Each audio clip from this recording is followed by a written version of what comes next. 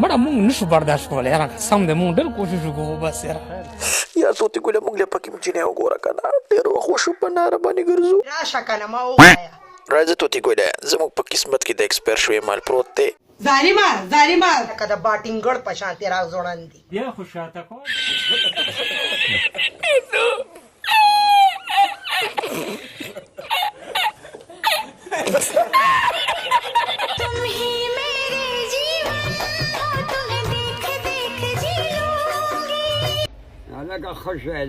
بابا خلکو مزې وکړې په پستو خټکو پستو هندوانو باندې او موږ به دغه تشو لرګو ته ناسي